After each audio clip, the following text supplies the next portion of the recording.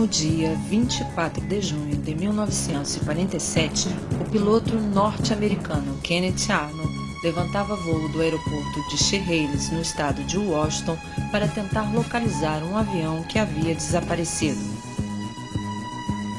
Arnold não sabia, mas poucos minutos depois, ao sobrevoar as montanhas Cascade, observaria as evoluções de 9 objetos não identificados em forma de disco, que voavam em formação. Seu avistamento tornou-se um marco na ufologia mundial, sendo considerado hoje como o início da era moderna dos discos voadores.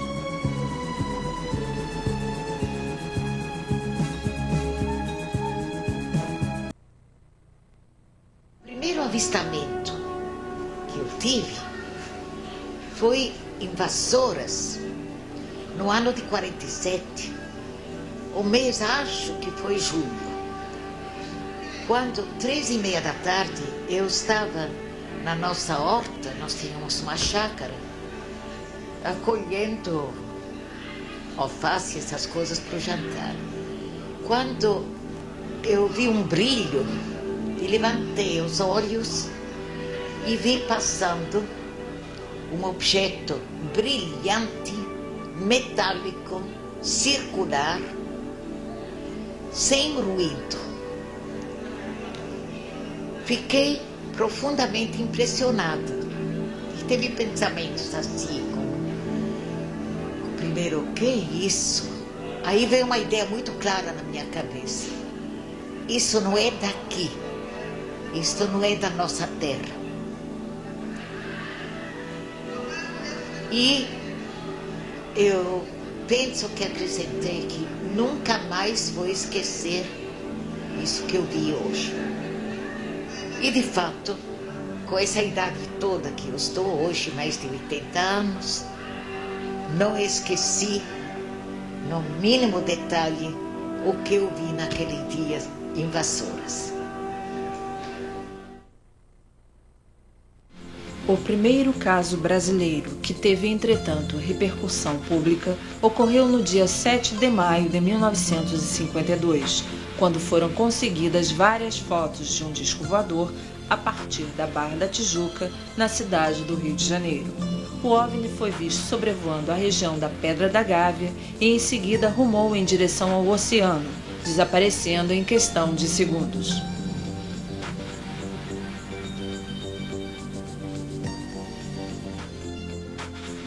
As fotografias foram batidas pelo fotógrafo Ed Keffel, na presença do jornalista João Martins, ambos da revista O Cruzeiro. Os dois tinham ido à Barra da Tijuca para fazerem uma reportagem sobre namorados e camarões. O caso rapidamente se tornou polêmico, principalmente depois que pescadores da região afirmaram ter observado alguns homens fotografando um modelo de disco voador jogado várias vezes ao ar. O pesquisador Fernando Cleto Nunes Pereira acompanhou de perto a história, tendo inclusive participado de uma reunião dentro do Estado-Maior da Força Aérea Brasileira, durante o primeiro inquérito confidencial sobre objetos aéreos não identificados, realizado em 1954.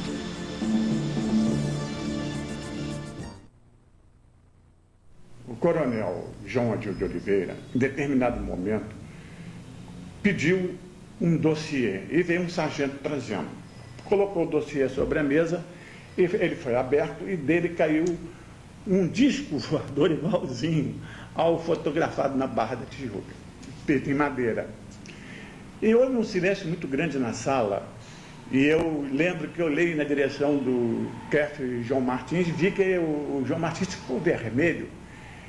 E o próprio coronel Adil quebrou o silêncio, dizendo mais ou menos: olha, fotografias iguais à sua nós também fizemos muitas, mas eu quero lhe dar os parabéns porque a de vocês foram verdadeiras, as suas fotos foram verdadeiras, enquanto as nossas são todas falsas.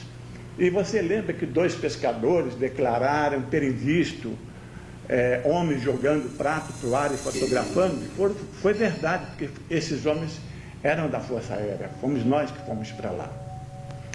O João Martins falou, mas coronel, o senhor não veio em nosso socorro até hoje? Nós estávamos em 54, né?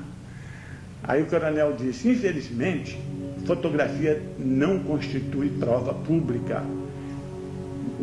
Quer dizer, não ia acrescentar nada a nada a gente dizer que para nós era verdadeiro, a prova era, a fotografia não é prova. A ideia que ficou foi essa.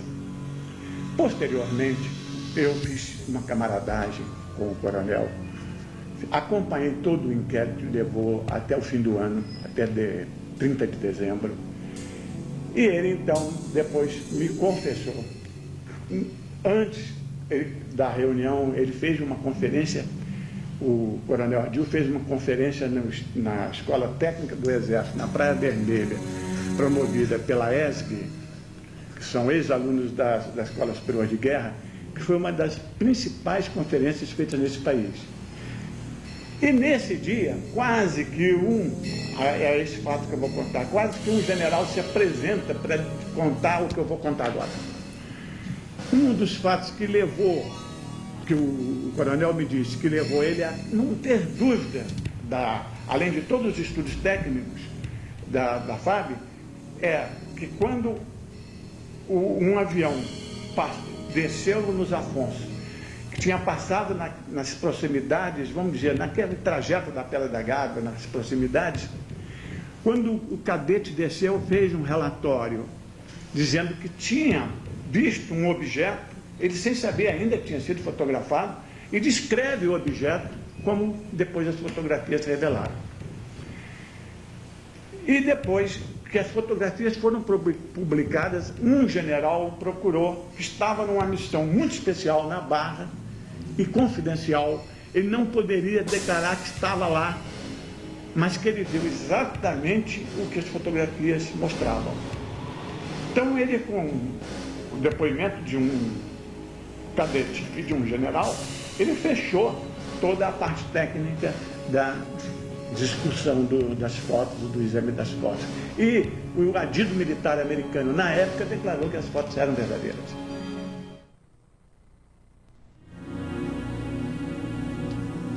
Em 1954, aconteceu a primeira grande onda de aparições em nosso país. Foram registrados entre os meses de outubro e dezembro mais de 40 casos, entre os quais podemos destacar o do dia 24 de outubro, quando 2 OVNIs foram observados durante várias horas, evoluindo sobre a base da Força Aérea em Gravataí, no estado do Rio Grande do Sul. Mas a primeira prova material da existência dos OVNIs, passível de análise em um laboratório, foi conseguida 3 anos depois. Em 1957, aconteceu um caso extraordinário na cidade de Ubatuba, no litoral do estado de São Paulo. Um objeto voador de forma discoide, de aspecto metálico, foi avistado em alta velocidade, perdendo altura a partir de uma das praias da cidade. Quando parecia iminente a sua queda no mar, conseguiu ganhar altura e logo em seguida explodiu, transformando-se em milhares de fragmentos brilhantes.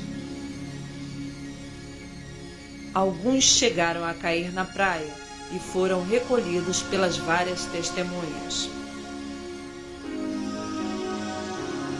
3 dos fragmentos chegaram às mãos do Dr. Olavo Fontes, outro pioneiro da ufologia brasileira, que passou a investigar o caso. Foram feitos vários estudos, incluindo um exame espectrográfico realizado no Laboratório de Produção Mineral do Ministério da Agricultura. Os fragmentos eram constituídos de magnésio e, de maneira surpreendente, não apresentavam o menor sinal de outro elemento, mesmo a nível de impureza. Não podiam, portanto, ter origem terrestre.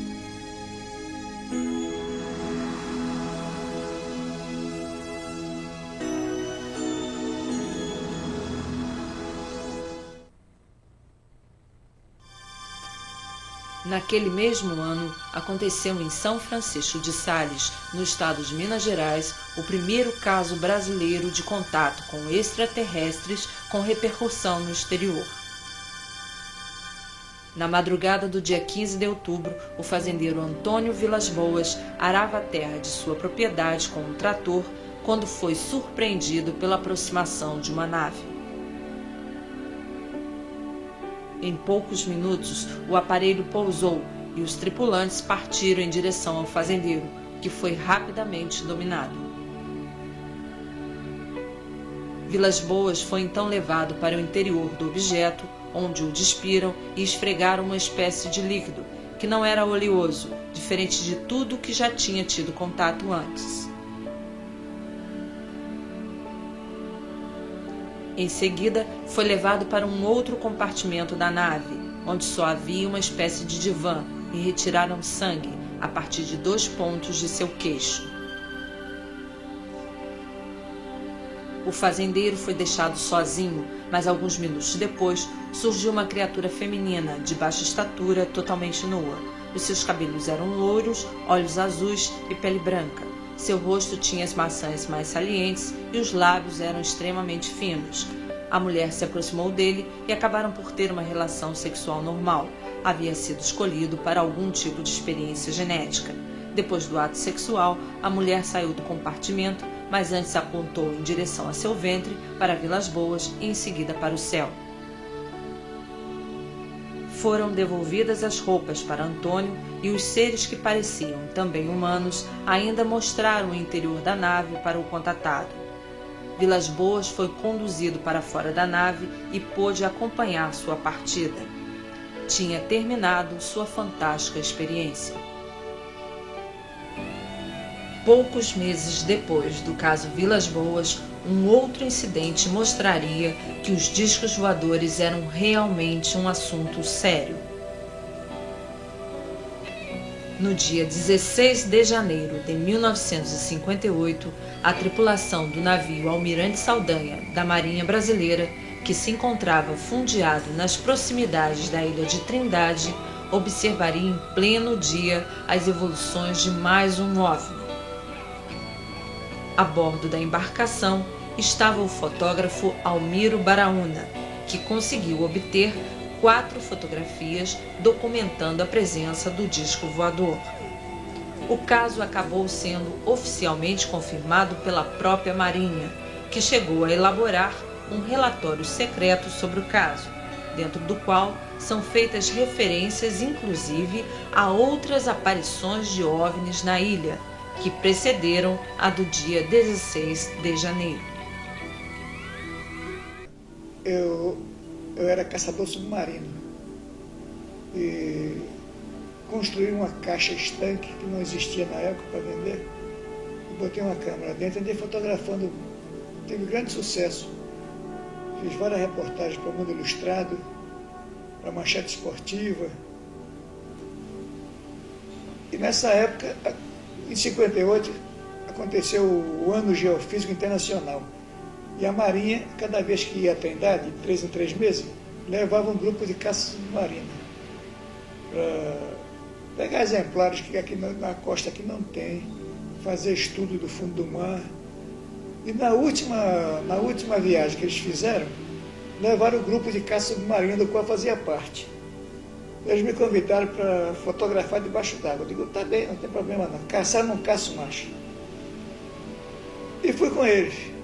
Levei uma filmadora submarina e 2 câmeras submarinas e uma câmera de superfície, que era uma Rolleiflex. Chegamos na ilha, amanhecendo do dia 14. Desembarcamos, rodamos a ilha toda. Ninguém estava pensando em fotografar disco nenhum.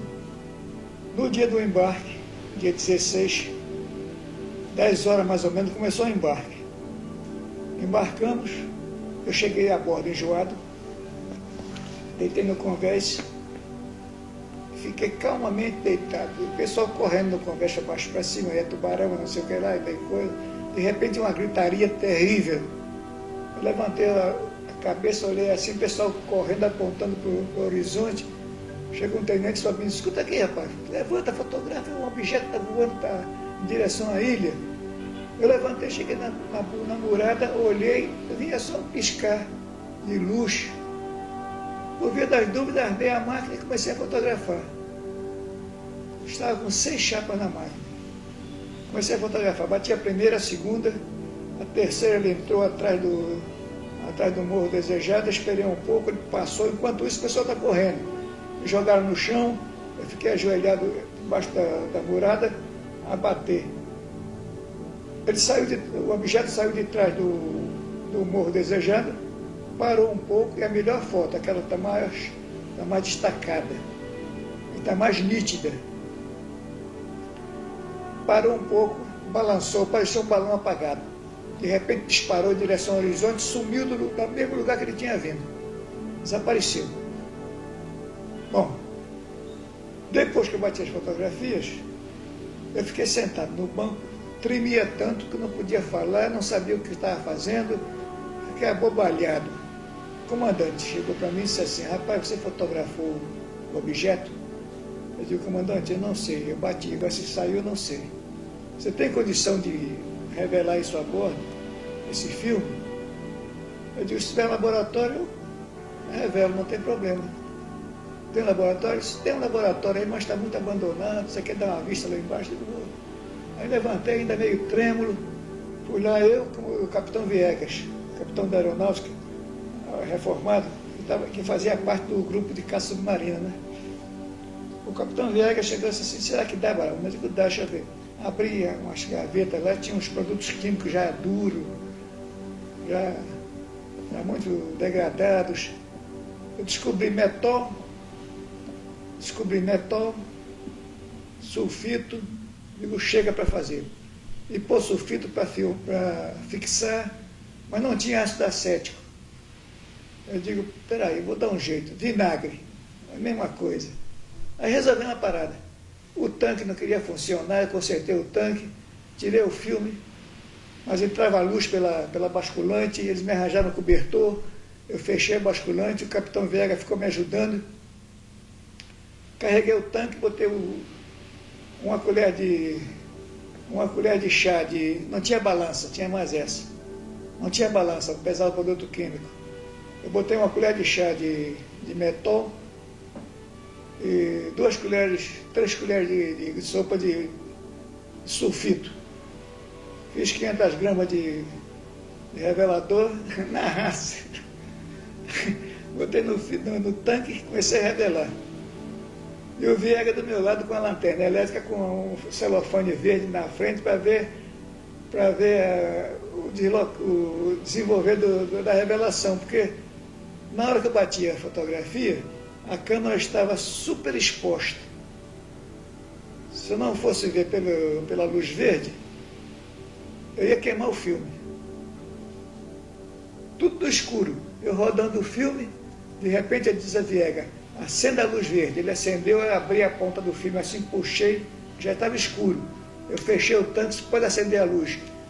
Ele acendeu a luz branca, derramei o revelador, interrompi com vinagre.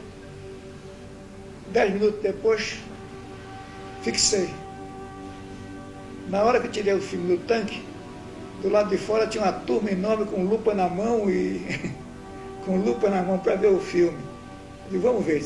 Lavei um pouco, tirei o filme. Quando eu espichei o filme em frente à janela, a turma foi identificando, está aqui, ele aqui, está ele aqui. Essa daqui não tem nada, essa daqui também não tem nada, está ele aqui embaixo, está ele aqui. Identificaram direitinho, com lupa na mão. O céu estava cheio de nuvens, aquelas chama cirros, chama carneirinho, né? De forma que identificaram o objeto. Mas o filme saiu muito carregado, apesar de eu ter visto na luz verde, saiu um pouco carregado. Deixei o filme lavando mais ou menos uma meia hora, debaixo da torneira, depois espichei na enfermaria, que era o lugar mais limpinho que tinha lá, que não tinha vento, não tinha nada.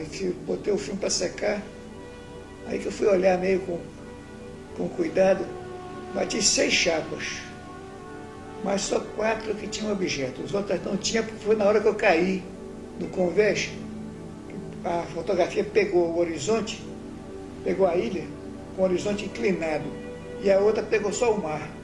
Essas duas não tinham nada, são as fotografias do centro do filme.